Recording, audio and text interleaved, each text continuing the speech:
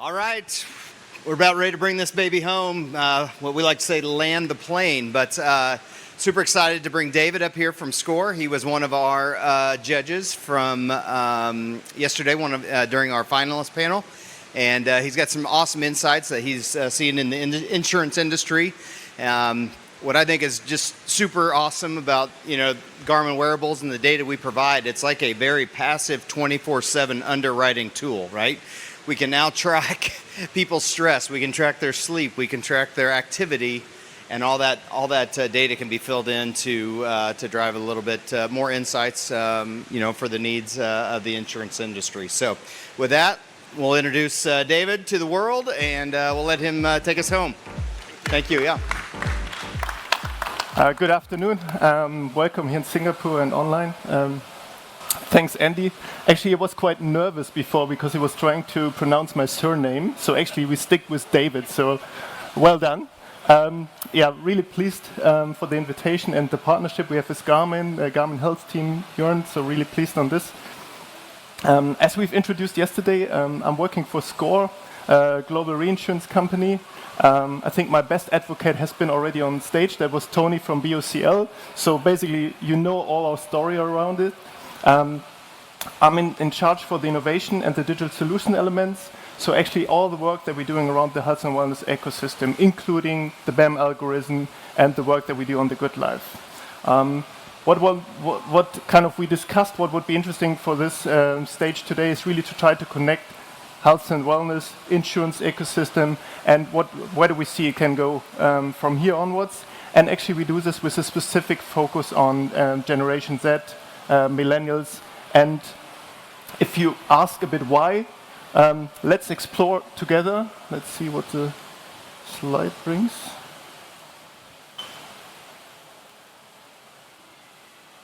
Perfect. I know we are after lunch. I'm the last to speak, so it's always a nice spot to be on. So I wanted to engage a bit more with you. So I have a question for you in terms of how connected you think you are to the younger generations and how we want to do that. And I think that's something you can do online as well. Just a simple question. And I'd like to hear your answers. Like, if you think about a famous Harry, what comes to your mind first? And those who know the story, please don't spoil. Anybody think about a famous Harry? Harry Styles because of my daughter. Because of my daughter, Harry Styles. Harry Styles. Wow, Jörn. I didn't expect this to come up. Harry Potter. This was the one what I was expecting. Come on, there's an obvious one that I was. Harry Kane. Prince Harry? What was the other one? Harry Kane. Good one. Good one. Harry Carey. Harry, not bad. So, why am I asking all those questions? It's really around understanding the difference between the generations and how a simple question could lead to different answers and give you a bit of insights around it. So, Prince Harry came up. Normally, when you think about Prince Harry, that's the answer that you get from Generation X, actually. So that's the first one. They are kind of linked to the family. Those with Harry Potter are normally the millennials, are kind of reading all the books and kind of comes to their mind first. And interestingly, that's why Jörn came up with Harry Styles. That's normally Generation Z, but it's probably linked to your daughter, right? So you can really see, same question, same name, completely different association. And bear with me, I have one more, and then I go into more serious stuff. If you think about gestures, so think about laugh gesture. I don't know, anybody, like I would do it like this. Anybody coming up with something different? Oh, that's the Asian one. What I actually learned from my team, that's the way I would do it. I'm actually a millennial. Generation Z, I don't even know how to do that. So I tested this, so a few people said that's true. So do it very differently. And last but not least, on the telephone, like how would you do, like I would do a telephone like this. But anybody doing something differently? No Gen Z here? Yeah, we have, that's actually, everybody's coming up with their smartphones. They don't know that you have two different areas, right? So you think like this. So, and now going more into the serious elements. What I just wanted to provide is a bit of an idea of those small examples can give you an idea of the generational differences we have when we ask kind of the same questions. And normally what we discuss about is really this generation gap. But what we actually mean is it's a gap of communication, a gap of interaction. And so I actually promised my daughter to bring Peppa Pig into this presentation. So I have a 3-year-old at home who's into dinosaurs and my daughter 7 into Peppa Pig. So, and I thought that's a nice place to kind of position it. It's really, if you think about it, how to make the connection work. How do you kind of find a language that resonates? How do you kind of tailor the different generations in terms of speaking to each other and understanding each other? I think that's quite important for us to understand, especially when we think about the future generation, the future customers that we need to serve in terms of their needs, their understanding, and how we bring this into the product surface. So now a bit back to kind of the agenda and the discussion we had before. So what I would like to focus on is a bit to understanding why focus on the future customer is quite important for us in terms of product design, in terms of bringing it into the ecosystem. Latest insights on our global consumer study that we do globally once a year with kind of really nice insights also related to health and wellness ecosystem. And then last but not least, closing it to kind of provide a bigger picture for the industry. If you think about the future consumer, and you see some of the numbers here on the slides, I mean, it's really the potential of the future. It's your next generation. So it's strategically, it's hygiene. It's not nice to have. You have to have an idea of what the product is that you need to serve your next generation. And ultimately, I found those numbers quite impressive, that it's 25% already of the global population. It's almost a third of the global workforce by 2030. And this means they already have like 360 billion of purchase power. So if you think about that, I mean, half of this generation doesn't even start working yet. So it will be the biggest kind of generation we have, and the potential for the industry is quite big. So it's kind of essential for us to understand what their needs is and how do we design the products for them. How do we do this? So for 10 years now, we've done a global consumer study. It's our flagship thought leadership actually in that area. And when we started it, the idea was really to connect end consumers with insurance.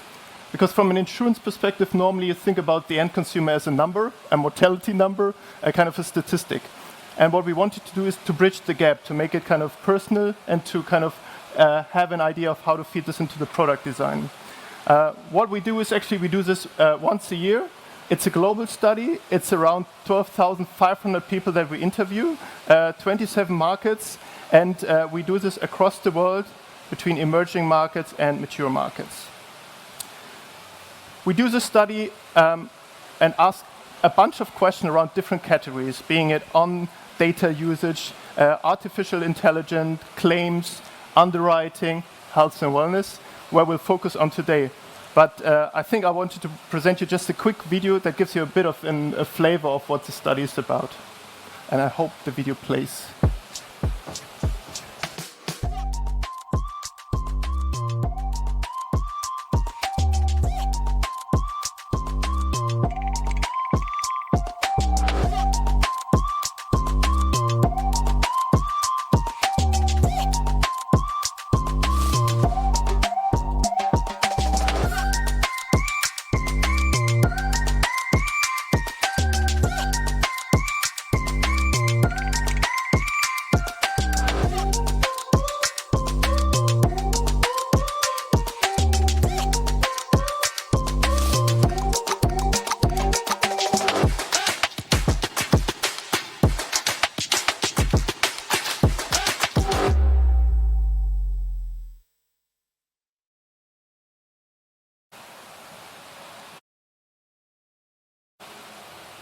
Test? Okay, perfect. Okay, some interesting stats here in the short clip, and I'll try to go into some of the areas and kind of link it back to the discussion we heard over the last couple of days and some of the innovation that we've seen here on stage. By the way, the consumer study is online, so we'll just focus on health and wellness. If you want to read more, go to our website, and you can see the rest of the study. It's quite amazing and interesting read. On health and wellness, and we've talked a lot, and I think there has been some discussions around health and wellness app, how we can integrate that into kind of the user journey. What is interesting for us from an insurance perspective, that almost 70% of the people already have a health and wellness app or about to download one. And those 70% are almost the same that are really comfortable sharing data with us. So it's a massive market. It's a massive kind of advantage in terms of also gathering data, insights. At the same time, we had some stats that shows us kind of the connection to mental health. And that was actually quite worrisome, right? So 68% think that, or said that they use social media at least every second hour. And interestingly enough, only 24% of them feels that social media affects them negatively. But we asked a different question set as well. So we asked kind of, how do you feel? Do you feel stressed? And interestingly, the correlation between those who felt stressed quite at the far end and the ones who are using social media a lot is quite high. So actually, it's an unconscious stress they feel by using social media. It's also something that we have to take into consideration, because health and wellness, we feel like, is some of the holy grail to get closer into the end consumer. But at the same time, it's a double-edged sword. So kind of the same digital engagement that we have with your clients, causing them in terms of stress. Another interesting element, especially I think from a product design perspective, important for us, where do people feel most stressed about in the younger generations? And it's finance. So they feel stressed because they don't know if they can pay all the wages at the end of the month. And interestingly, I think if you notice from a product design, there's multiple ways to kind of either waive premium, to kind of think about a design where you can get this distress out of your product design. How do you bring peace of mind in that respect? If something happens, you actually get covered. So it's something that's quite interesting. And the link to health and wellness here again, those people who feel stressed, how do they get the relief? It's actually health and wellness. They do exercise. That's the number one answer that we got in terms of how do you deal with your stress. So here again, a link back into the health and wellness system. And I think we've heard a couple of times through the presentation the element around looking holistically at this. And I think all those kind of data points touch upon this. And then connecting this really with the data and the insights that people are willing to share. And it's really interesting to see that 73% are not just willing to share the data with us in terms of electronic health records, but they would like us to give them an advice or an idea of what type of chronic diseases or diseases are they about to develop, or is there a certain path that they are on. So they're really willing to engage, but they also understand that they don't share the data just for free. So there's also the element of they want something in advance, in return. So either being it a premium discount, free insurance cover for families, etc. So that's kind of something that we can play with, and I think we've seen some solutions that are here on the market. And then the second dimension that we want to bring to your attention is really, we've done this now for 10 years, which is quite impressive. So we have quite a number of data points, also how purchase behavior has developed over the 10 years. And what was interesting for us, that we can actually see 3 different phases. So when we started in 2014, and probably until 2017, the biggest purchase predictor from a life insurance perspective was really the socioeconomic status. So can you afford it? What's your status in terms of marriage, your age? That was kind of a good predictor in terms of insurance purchase. Starting in 2017 and then really increasing and being actually the number 1 predictor for purchase was the health and wellness app for quite some time.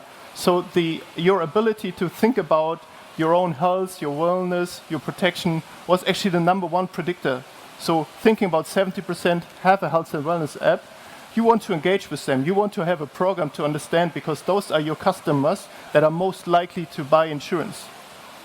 Now, what we've also seen during the pandemic was that this actually has turned a bit. So during the pandemic, I mean, it was a bit upside down. So we've seen the socioeconomic status having a much higher impact again, because it really goes back to, it was a very kind of strange situation. You think about, can I afford it? You see the need for protection in the pandemic, so you go, that was actually the better purchase predictor. And then it was interesting for us to see the results this year. So to see, do we go back to the old world? Do we see the health and wellness elements rising? And actually we see kind of a bit of divided world, but we see the health and wellness predictor still getting in, not to the extent that it was prior to the pandemic. Socioeconomic status is still a good predictor, but we can see already health and wellness in a kind of in a pre-COVID world, in a normalized world, will become a very important element for us. So if we kind of summarize a bit the insights that we had from the study, and I'm sorry we can't go through all the details here, it was really around the insights on the connected world. It's really that it filtered down to the health management with wearables, apps. It's quite far reach, it's a good predictor. We have the insights that the younger generation feels stressed due to financials in terms of the social media use. We talked about the double-edged sword from social media in terms of being kind of the solution and the problem at the same time, and how we connect this. And really the data sharing element that especially the younger generations are much more open. And one of the data points, just interesting for those who have time, we have a dashboard where you can that you can download and kind of look at it by country, by age cohort, by gender. Even Germany, where I'm from, France, those mature markets that are normally very hesitant to share data, you can see that the younger generations are much more open to sharing data in that respect. So what does it mean kind of for the insurance system and ecosystem and kind of the way we work together? I think ultimately what we've seen throughout the day is it's more about the journey. It's the holistic way we want to look at things, and health and wellness is kind of almost a hygiene factor that you have to consider going forward in your product design, in the way you engage. We can look about 3 different areas in terms of the health and wellness engagement. Obviously from a new business and policyholder development. I mean, there clearly we see an element of personalization. We see that generative AI helps us significantly to engage on a very different level in terms of personalization, in terms of kind of different distribution channels that you can leverage for new business consumers. And there, again, the link to health and wellness. That is a great lead generator, right? And that's what we see today in terms of new business. From a risk assessment and risk prevention, we've seen all those great innovations already here on the place, and you've seen that the 73% are actually willing to engage and understanding more about the health status and where they want to develop. So I think that's still the holy grail, where we had some discussions earlier today around how do we kind of make use of the data and bring it into the underwriting journey. And a couple of aspects where kind of I think we're still at the start of the journey, where both from a data perspective, how do we get more data into the game? How do we kind of make sure that when we think about the portfolio of clients in your portfolio, how do you improve the mortality, the best estimate of your whole portfolio, and not just, in brackets, get the leads of the healthy ones, which would be also kind of interesting to know, but actually ultimately what we want is we want people to live better, longer health, and that's ultimately where we have the win-win situation. We have less payouts and claims, people live longer, healthier, have a more engaging life, and that's actually what we want to, where we want to connect, and where we ultimately think at some point, and we have some ideas, and Tony doesn't want to spot what we're doing with BOCL, some ideas of really how do we kind of engage this further into the underwriting journey. And then last but not least, I mean, that's the area that we're most, the way you see most solutions at the moment is really on the engagement on the customer, right? So the traditional insurance has the issue that we actually normally have 2 touch points. The first when you purchase, and the last, on a life insurance, you don't even have the touch point anymore, but your relatives, right? So what we want is kind of insurance journey where we create more touch points, where we want to create positive touch points as well. But what we've also seen in the latest global consumer study is actually that one of the key indicator actually that you connect to an insurer is also your social media rating. So in terms of when you look up in insurance, price is obviously still a very important factor. But what we've seen, especially in the younger generation, the next thing they will do, they'll look up any kind of idea or how have you worked already with the insurance, and they look up for your rating. So you have this Amazon type of Are you at 4 stars, 5 stars, or you're 1 star? So the moment you're good at the price, but you have a really poor rating, the younger generation won't choose you. It's something suspicious. So you have an instant feedback that you actually get from your community, from your friends online. So that's something that we really have to take into consideration, because we aim for more touch points, but those touch points needs to be really positive. So the more you engage with your customer and you can be really penetrant and you create negative ones, that's actually very negative for you. So really think about your user journey, your online journey, how you integrate that. And then obviously one of the elements that we always try to forget is really the human touch. Everybody think like when I was probably 10 years ago, we had all our first online insurers, and everybody says, great, we don't need agency anymore, right? It's all online tomorrow, super efficient. Nothing of this happened. Actually, what we've seen through the pandemic, it's the agency channel, but digitally supported. So you chat by Teams, by Zoom, etc. That's what resonates with people. And that's what we see in the consumer study as well. So however the process is digitally supported and people want instant decisions, at the same time, they also want the personalized and the human touch. So the user journey is quite a combination of online and offline journey that you have to think about. And what that ultimately means for us, we have a much more data-driven solution, and we have all the data that we can bring into advance for the journey. But what people really expect is that it's as personalized for the data that they share. And then obviously, last point was really around what they want us is really supporting their healthier lifestyle. They want us to take care of their mental health. They want to discuss with us their status. They share a lot of data with us. So we are in duty to give back to them and say what we do with the data. What role can health and wellness play? And especially, I think this group was thinking about a few elements. I mean, seamless integration in the consumer journey is something that I think we've discussed and we've seen quite a bit. We've seen a lot of individual solutions today on the market. I think the complexity for us is really, there's no user journey where you open 6, 7 apps. So ultimately, we look for the holy grail or a seamless type of integration of all those solutions that come together. Connecting physical and mental health is something that we've mentioned. We still have to do some work on the research. I think we all are in this room believers that people will live healthier, longer. We can do something positive. But to come really into a more actuarial, static insurance value chain, you need to also have the proof points, because you ultimately go into an underwriting that sets up a life insurance for the next 40 years. So you better be sure in terms of your assessment and your underwriting. And that also comes with some of the challenges. So what do we do with gaps in data timelines? What we do with frauds? So we all have ideas in those areas, but that's something I think that we as an ecosystem can do some work, and where we're really open to work together and partner up to ultimately come up with a better customer journey. So last slide for me for today, I promise. Understanding the future consumer, we discussed, it's really take care of the needs and the preference that are emerging. They are very different, and even if you think you understand them, ask the question, go directly in touch with them. It might be different to what you're expecting. On the global consumer study, really think about the social media aspects, financial stress, and the way that you design your products. 10-year global consumer study, the value of a health and wellness app and health and wellness in your journey. Don't underestimate the purchase propensity is significant for you. And then for us, as the insurance ecosystem, really learn together, enrich the journey, and make it really as engaging and as positive and personalized for the end consumer.